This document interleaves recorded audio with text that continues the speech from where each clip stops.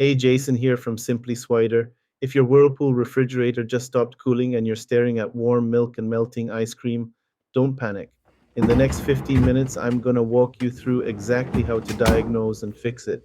Good news is that most of these problems are way simpler than you'd think, and we can tackle a bunch of them without spending a dime. Before we get started, if you run into any questions, jump into our Facebook group, links in the description. We've got thousands of people helping each other fix their appliances, and I pop in there daily to help out. Now, here's what's happening behind the scenes. When a fridge stops cooling, it's usually one of four systems failing: the basic controls, airflow blockage, a failed component, or the defrost system going haywire.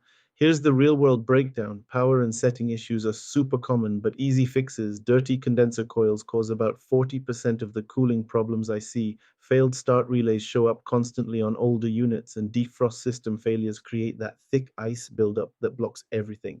We're going to diagnose in probability order, not parts shopping order. Think in layers: power and settings first, then airflow, then individual components, then the more complex defrost system. A cooling failure will always live in one of those layers. Our job is to figure out which one with the fastest checks. First things first, safety reminder: always unplug your fridge before any troubleshooting. Now, unplug that fridge for a full 10 minutes, set a timer. I know it sounds too simple, but this complete power reset clears the control board and allows the cooling system to recalibrate. When you plug it back in, listen for a gentle humming. That's your compressor and fan starting up. I had this customer last month call me in a panic because her fridge went warm overnight. Turned out someone bumped the temperature dial and put it in demo mode. Demo mode keeps the lights on but kills the cooling completely. It's designed for showroom floors, not your kitchen. Check that your fridge is set to 37 degrees Fahrenheit and freezer to 0 degrees Fahrenheit.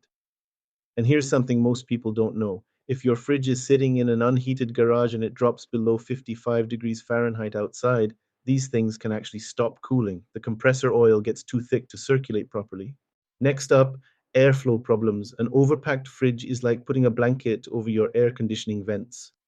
Cold air needs to flow from the freezer down into the fridge compartment. And if you've got food blocking those vents, you're going to get warm spots. Keep about an inch of space between your food and the walls. I remember this lady who called me because her fridge was warm, but the freezer was fine. I get there and she's got this massive turkey blocking the entire back vent. Moved the turkey, boom, cold air started flowing again. Sometimes it really is that simple. Here's the big one: dirty condenser coils. This is probably 40% of the warm fridge problems I see. Those coils at the back or bottom of your fridge dissipate heat, and when they're covered in dust and pet hair, your compressor overheats and can't cool properly. Here's your step by step. First, unplug the unit. Remove the base grill by either lifting up or unscrewing. Check your model. Grab your vacuum with the narrow crevice attachment and work from top to bottom, going with the direction of the coil fins, not against them. Now, here's where it gets interesting. Some newer Whirlpool units use these pleated condenser coils that are packed so tight a regular vacuum won't touch them. I've learned to take these units outside and hit them with compressed air or even a leaf blower to blow all that caked on dust out. Cleaning these coils can improve your cooling efficiency by up to 30%. Don't ask me how I know that, but I've measured it. Let's talk door seals. That rubber gasket keeps cold air in and warm air out, and when it fails, your compressor works overtime trying to keep up.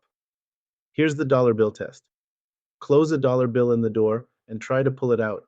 If it slides out easy, your seal's shut and you're losing cold air. I had a guy last week whose electric bill was through the roof because his door seal was so bad, the compressor was running constantly. A $75 door seal replacement saved him probably $50 a month in electricity.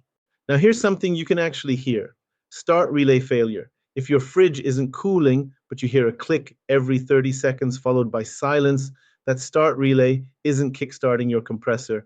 Unplug the unit, find the compressor at the back bottom, and pull that little black or brown start relay off the side. Shake it. If it rattles like it's broken inside, there's your problem.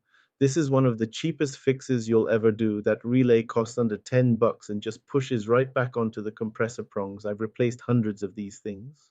Erratic cooling, food freezing in the fridge, or the compressor running constantly usually points to thermistor issues. That's your temperature sensor, and when it goes bad, your control board gets bogus readings. Now, here's something that'll make you mad. There was actually a class action lawsuit because on dozens of Whirlpool models, the clip holding this thermistor in place falls off or loosens up. When that happens, the fridge can't sense temperature properly and either stops cooling or goes crazy cold. First, make sure that sensor's clipped in tight. To test it, you'll need a basic multimeter. Make sure the fridge is unplugged first. At room temperature around 70 degrees Fahrenheit, it should read 8,000 to 10,000 ohms. Place it in ice water for 30 seconds and it should jump to about 25,000 ohms. If your readings are way off, that thermistor needs replacing. If the back wall of your freezer looks like an ice rink, thick frost and ice coating everything, your automatic defrost system has failed. This blocks airflow completely. Most Whirlpool units have what we call a jazz board that manages the defrost cycle. Here's the diagnostic trick. Put the fridge in forced defrost mode and see if that defrost heater gets hot. If it does, your jazz board is shot and not initiating defrost automatically. If the heater doesn't warm up, you're looking at either a bad defrost heater or defrost thermostat. The heater should read around 27 ohms on a multimeter, and the bimetal thermostat should have continuity when it's freezing cold. The start relay is your cheapest fix. You're looking at 8 to 15 bucks online, maybe up to 50 if you need it today from a local parts shop. This is a perfect DIY repair because it literally just pushes onto the compressor terminals. No tools required, takes about 5 minutes, way cheaper than my service call, that's for sure.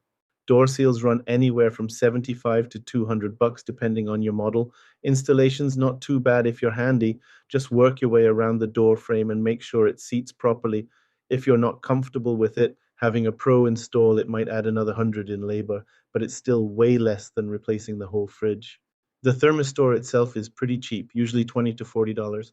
But here's the thing, if you're not comfortable working around the control board and wiring, this might be where you call someone like me.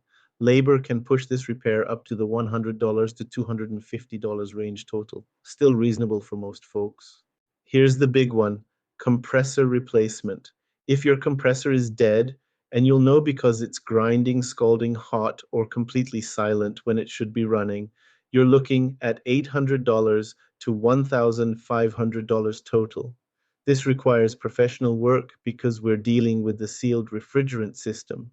At this price point, especially on a fridge over 10 years old, replacement usually makes more sense than repair.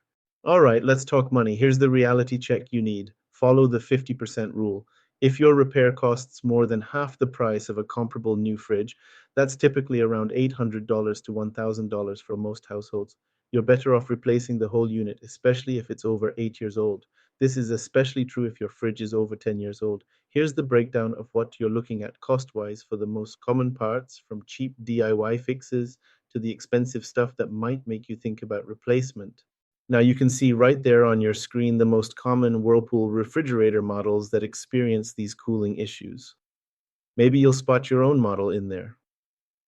The good news is that most of these problems show up across the entire Whirlpool lineup, so the troubleshooting steps we covered apply whether you've got a side-by-side French door or top freezer model. That's how you tackle a warm Whirlpool refrigerator. Try these fixes in order. Most of the time, it's going to be something simple like settings, airflow, or dirty coils. The start relay and door seal are cheap fixes that solve a ton of problems. But remember the 50% rule. If you're looking at major component replacement on an older fridge, it might be time to start shopping for a new one. If you guys know someone who's having appliance troubles, please send them the link to this video or a link to my channel where I have tons of other videos showing how to fix pretty common issues with appliances, sometimes for free or as little cost as possible. It sure beats having a repairman come out and spending several hundred for them to fix it when it could be something so simple. If this got your Whirlpool fridge cooling again, smash that like button and drop a comment telling me which step solved it. Was it the simple reset, a dirty coils, or something else? Your success story helps the next person know where to start, and I read every single comment. And if you haven't already, please subscribe to the channel. We'll get this out to more folks who need to save some time and money. Thanks for watching, and I hope you guys have a great day.